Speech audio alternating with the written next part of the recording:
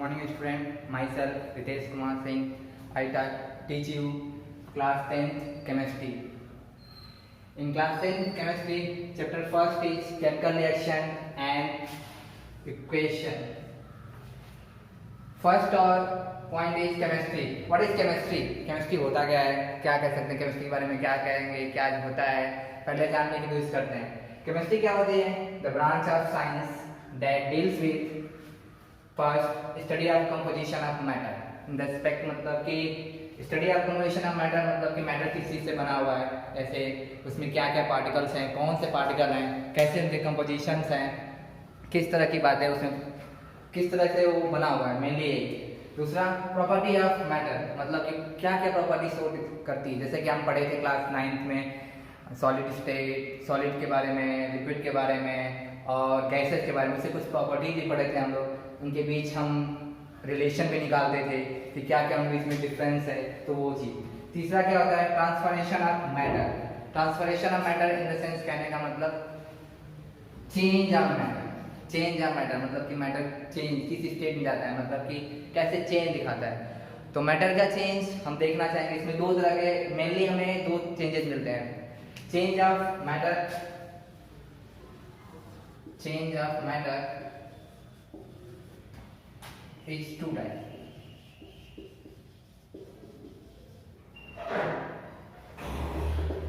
First,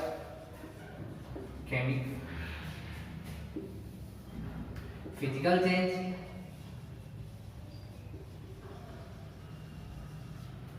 Second, chemical change.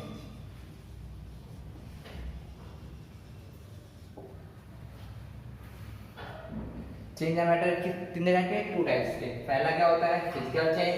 दूसरा होता है chemical change.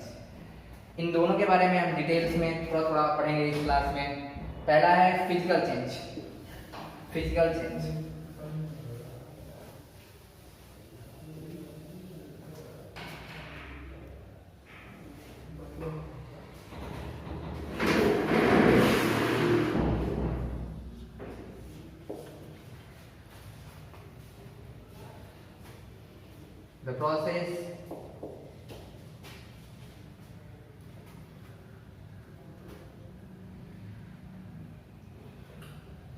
the process in which change occurs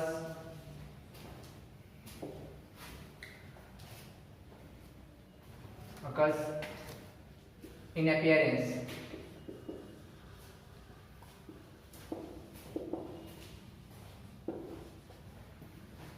पहला क्या होता है? ऐसा फिजिकल चेंज में क्या होता है? ऐसा प्रोसेस जिसमें जो चेंज होता है वह अपीयरेंस में होता है. जैसे एग्जांपल में अगर समझना चाहें, जैसे हम नॉर्मल चीज पढ़ते हैं वाटर. वाटर के बाद क्या होता है? वाटर चेंज किस में होता है? अगर हम इसको थोड़ा ठंडा करते हैं, कोल्ड करते हैं, तो इसमें किस में जाता है? सॉलिड स्टेट मतलब कि आइस में निकल जाता है. दूसरा, वाटर थोड़ा सा गर्म करने पे, टेम्परेचर के थोड़ा सा हीट देने पे, और यहाँ पे कोल्ड हीट देने पे वाटर किसमें जाता है? वेपर फॉर्म में.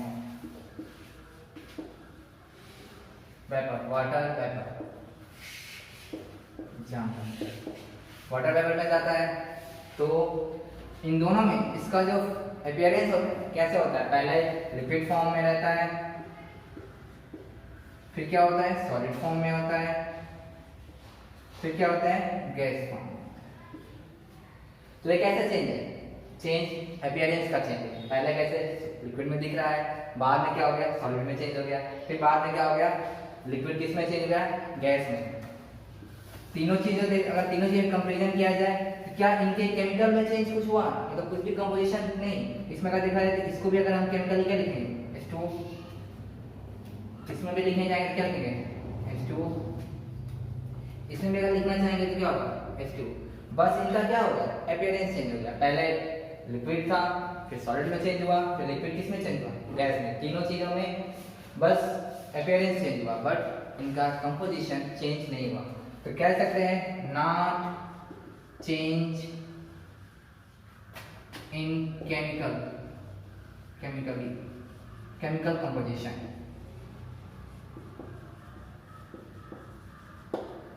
ये एग्जांपल हो सकता है, ठीक है, नोट इट। तक मैं दूसरा लिखता हूं। दूसरा का क्या था, केमिकल चेंज। नोट करिए,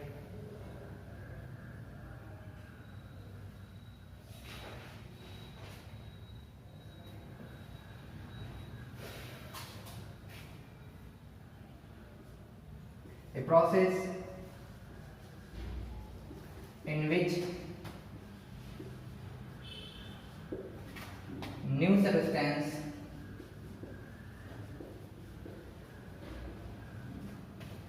form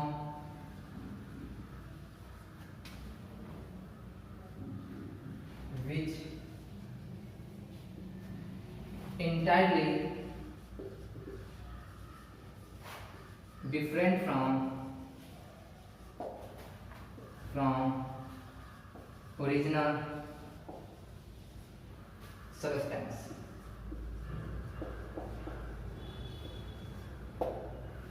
ठीक है, process in which chemical change में क्या होता है, a process in which new substance is formed which entirely different from original substance। ठीक है, नोट कर लिए, इसको डालता हूं।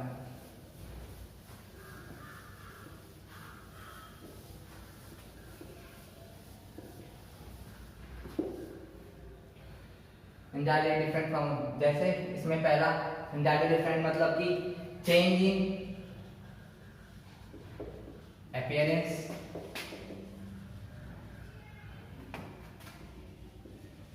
दूसरा क्या होता है, change in chemical composition।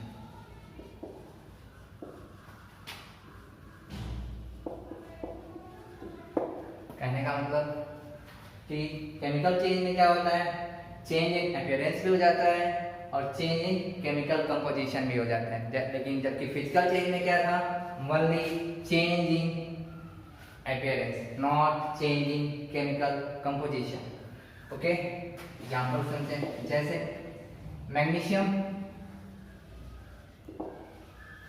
Ribbon को बर्न किया जाए, जलाया जाए।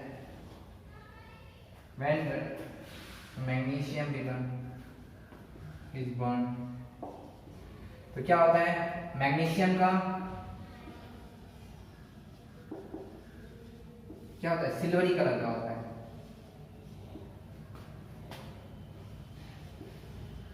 मैग्नीशियम का कलर कैसा होता है, सिल्वर होता है। जिसे कहते हैं प्रेजेंस ऑफ ऑक्सीजन, ऑक्सीजन के प्रेजेंस में किसमें चेंज होता है, मैग्नीशियम ऑक्साइड में। अगर यहां देखा जाए तो पहले क्या था, सिल्वर कलर का था, ये कैसा होता है, सॉलिड स्टेट। सॉलिड स्टेट में पाया जाता है। ऑक्सीजन क्या है, इन प्रेजेंस ऑफ ऑक्सीजन मतलब ये क्या है, गैसियस फॉर्म में। चेंज किस में हो गया, पाउडर फॉर्म। और ये क्या होता है, व्हाइट या कलरलेस करते हैं, व्हाइट पाउडर में। किसमें चेंज हो गया, व्हाइट पाउडर में। देखा जाए पहले क्या था, अपीयरेंस की बात आती है, पहले ये था सॉलिड, ये गैस, ये किसमें चेंज हो गया, पाउडर में। चेंज इन केमिकल कंपोजिशन की बात की जाए, एक मैग्नीशियम था, एक ऑक्सीजन था, लेकिन बना क्या, मैग्नीशियम ऑक्साइड। मतलब कि इनके क्या हो गए, मैग्नीशियम ऑक्साइड। मतलब जो एक है ये केमिकल कंपोजिशन का चेंज दिखा है। और इसको से समझने की कोशिश करते हैं। यहाँ पे एक पॉइंट और जोड़ सकते हैं थर्ड पॉइंट में कि केमिकल चेंज में break down of chemical bonds,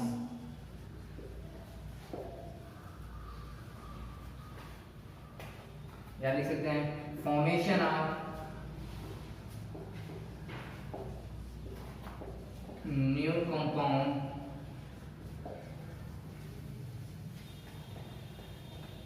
by making a new bond। मतलब अगला इसमें क्या होता है, ब्रेकडाउन ऑफ केमिकल बॉन्ड्स, मतलब इसमें केमिकल्स बॉन्ड का टूटना होता है, और फॉर्मेशन ऑफ न्यू बॉन्ड कह सकते हो, जब एक जगह टूटता है और दूसरे साइड जुड़ता है, ये होता है केमिकल चेंज। Note it.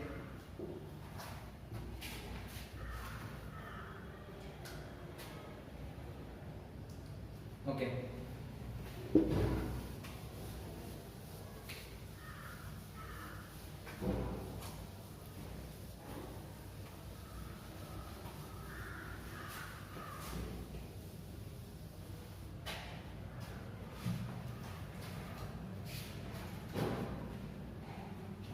अगला है केमिकल रिएक्शन। अगला पॉइंट नोट में है, टॉपिक इसी में, केमिकल रिएक्शन। केमिकल रिएक्शन क्या होता है? The change of the chemical change is called the chemical change of substance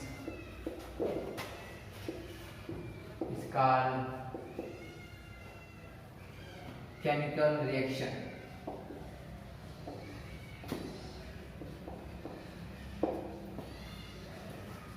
chemical reaction में फॉर्मेशन ऑफ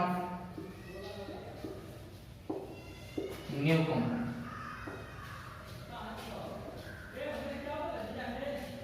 ठीक है, न्यू कंपाउंड का फॉर्मेशन होता है, फॉर्मेशन ऑफ न्यू बॉन्ड्स, ये भी होता है, ठीक है। केमिकल रिएक्शन को अगर हम कहना चाहें, केमिकल रिएक्शन कैसे होता है? इन केमिकल रिएक्शन दो चीज होती है, एक होता है रिएक्टेंट, इन केमिकल रिएक्शन दो चीज होता है, एक होता है रिएक्टेंट और एक होता है प्रोडक्ट, ठीक है। इन केमिकल रिएक्शन दो चीजें होती हैं, एक साइड एक रिएक्टेंट होता है, एक प्रोडक्ट। रिएक्टेंट क्या होता है? जो रिएक्शन में पार्टिसिपेट करता है या जो फर्स्ट टाइम हम यूज करते हैं, वो हमारा क्या होता है? रिएक्टेंट। तो रिएक्टेंट को हम किस साइड लिखते हैं? Left hand side.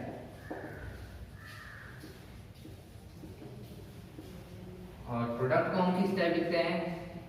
Right hand side.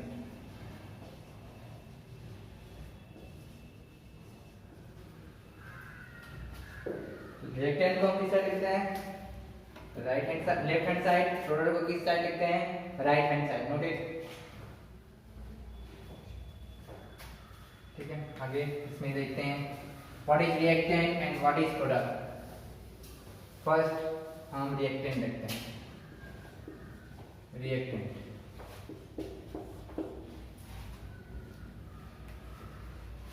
देखते हैं the substance which takes part in a reaction, in a chemical reaction, chemical reaction,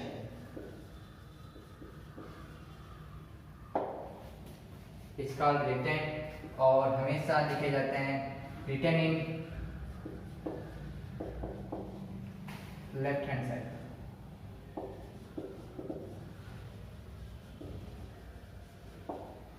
इस डिनोशन को हम एक क्या कहते हैं? एरो, जिसे कहते हैं केमिकल एरो या एरो इस लाइन को बिना एरो कहते हैं, ठीक है।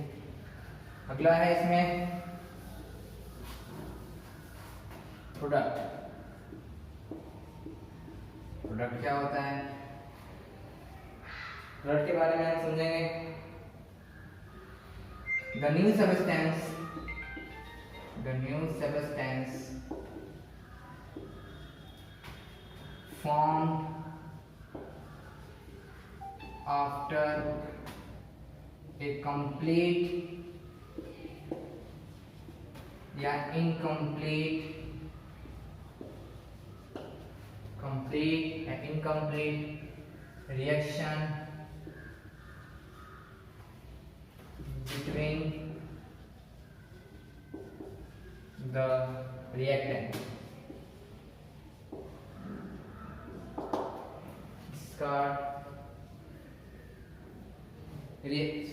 It's called product.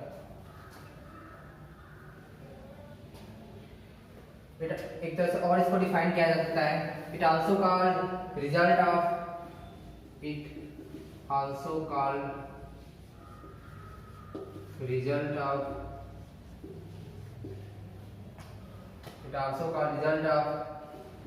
reactant.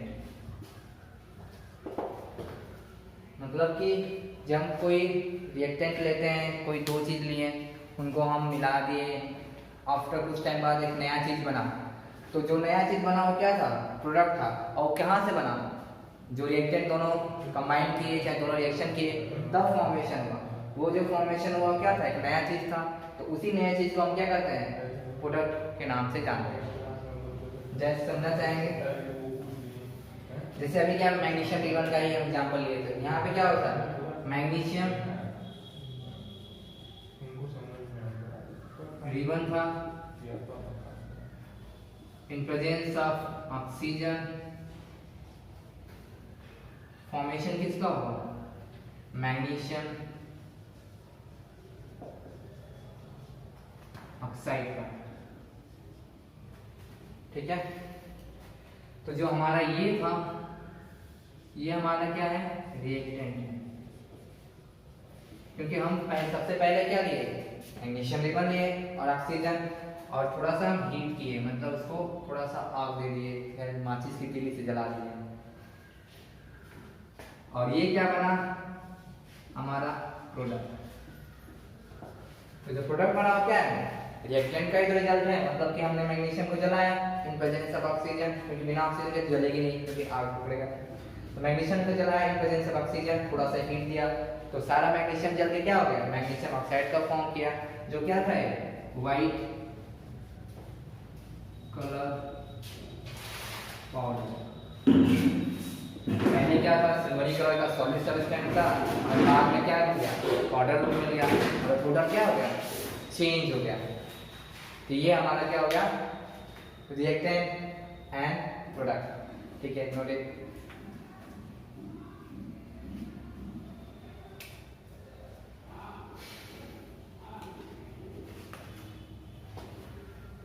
ठीक है, हो गया. अगला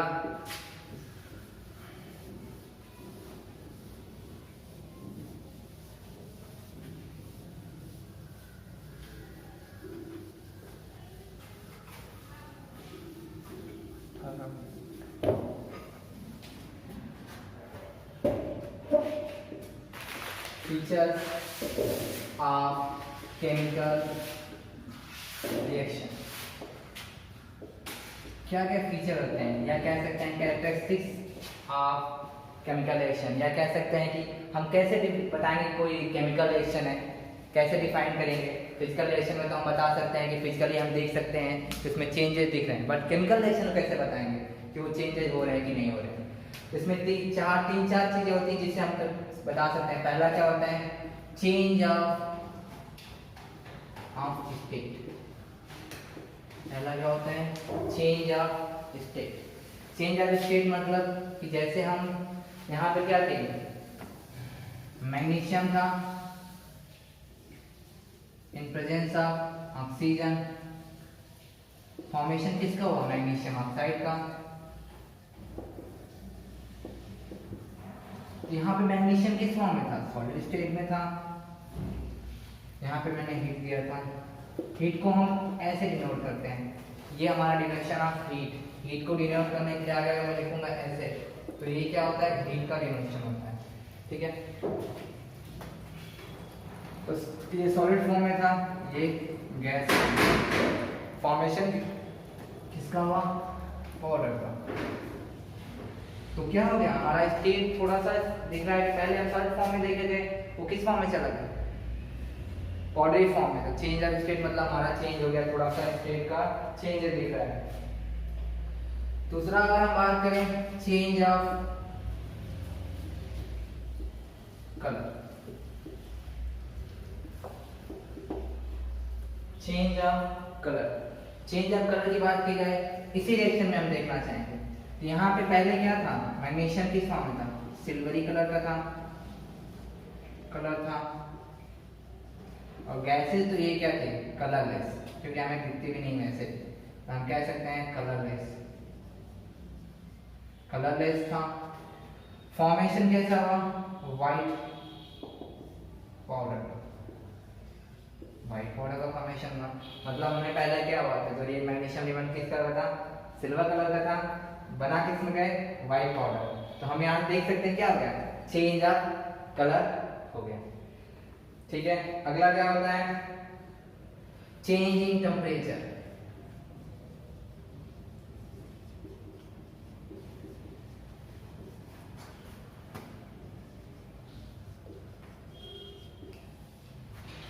चेंज इन टेम्परेचर,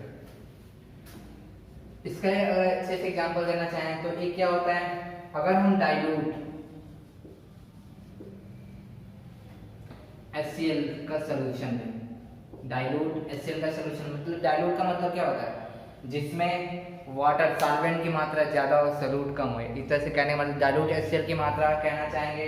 तो इसमें एग्जांपल में जैसे कि मान लीजिए 100 ml का सॉल्यूशन है, 100 ml का सॉल्यूशन है, तो कहना चाहेंगे कि इसमें क्या होगा, 5% लिखा है, तो ये मतलब कहने का 5 ml जो इसमें HCl है और 95 ml जो है वो क्या है, वाटर है।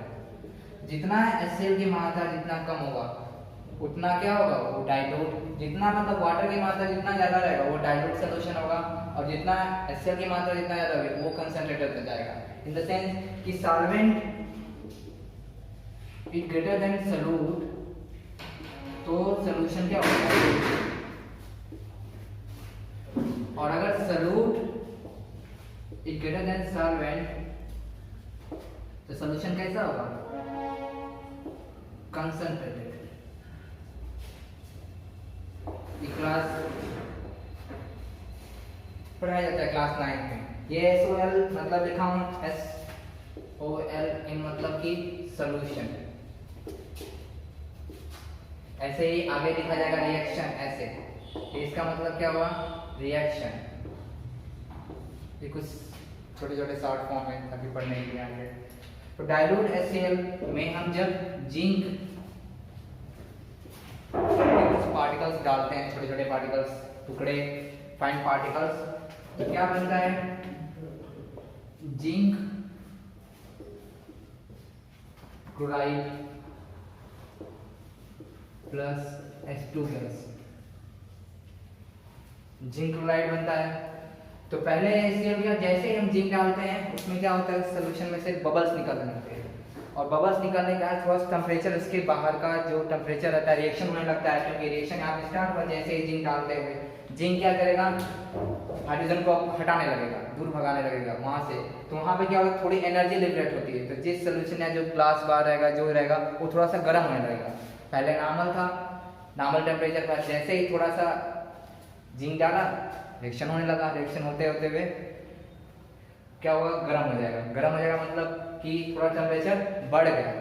तो ये क्या होता है, चेंज इन टेम्परेचर, मतलब पहले क्या था, थोड़ा सा नॉर्मल था, थोड़ा सा ज्यादा हो गया, ये होता है चेंज इन टेम्परेचर।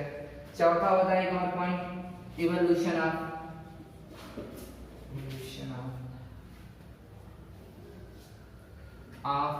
गैसेस, मतलब कि जैसे रिएक्शन होगा, कभी कभी क्या होता है किसी रिएक्शन में गैस का इवोल्यूशन होने से हो जाता है, मतलब गैस निकलनी शुरू हो जाती है।